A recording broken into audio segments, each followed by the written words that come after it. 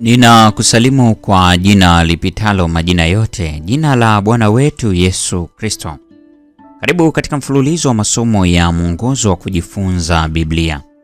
Leo ni Januari 4, siku ya Jumapili.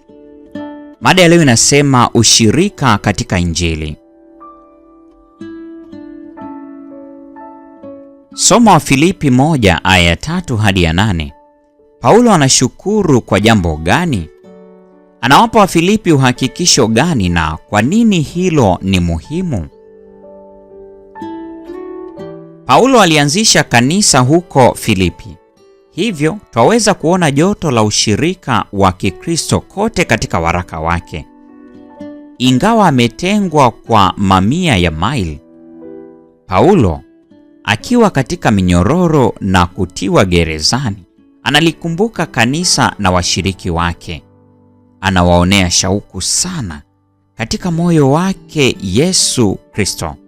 Wafilipi 1 aya 8. Anamshukuru Mungu kwa ajili yao. Ombi la Paulo la shukrani hata linatoa mtupo wa jicho kwa maombezi ya Yesu kwa ajili yetu mbinguni. Katika kifuko cha kifuani cha kuhani mkuu kulikuwa na mawe 12 yanayowakilisha makabila 12 ya Israeli. Watu walipaswa kuwa juu ya moyo wake alipokuwa akiwaombea. Kutoka 28 aya ya 29. Kwa njia kubwa zaidi, kama kuhani wetu mkuu katika patakatifu pa mbinguni, Yesu anapeleka majina ya watu wake mbele za Baba. Cha kupendeza, maneno yaliyotumika katika Wafilipi 1 aya ya 3 yana maana nyingi, yakisisitiza uhusiano wa karibu kati ya Paulo na Wafilipi. Kwa kawaida yanatafsiriwa kwamba Paulo anawakumbuka katika maombi, lakini yanaweza pia kurejelea kumkumbuka kwao. Kwa vyovyote vile, yanasisitiza juu ya uhusiano wa karibu baina yao, ambao neno ushirika, Kiyunani koinonia, pia linasisitiza. Kama vile Paulo alivyokuwa na ushirika katika mateso ya Kikristo, Wafilipi 3 aya ya 10. Wafilipi walishiriki Kiyunani sunkoinoneo katika mateso ya Paulo na kushiriki kifedha ili kuitegemeza huduma ya Paulo. Wafilipi sura ile ya 4 ya 14 na 15.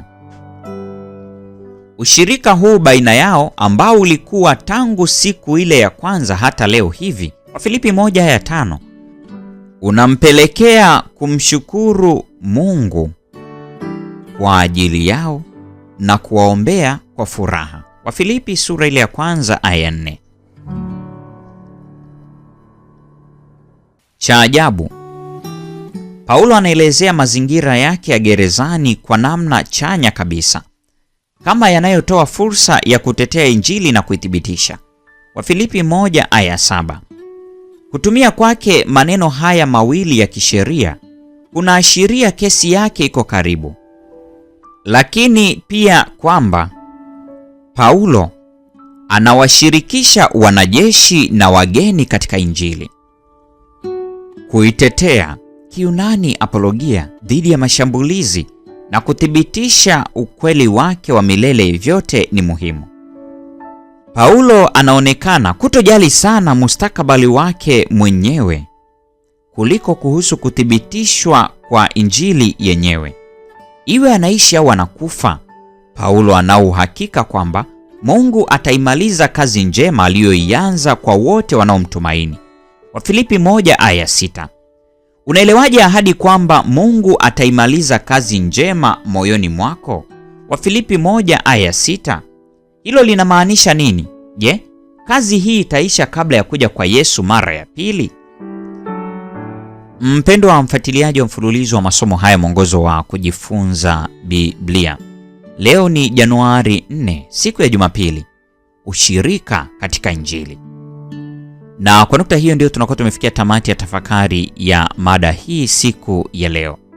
Neema ya Bwana wetu Yesu Kristo, pendo la Mungu na ushirika wa Roho Mtakatifu dumu kuwa pamoja nasi sasa na hata milele. Amina.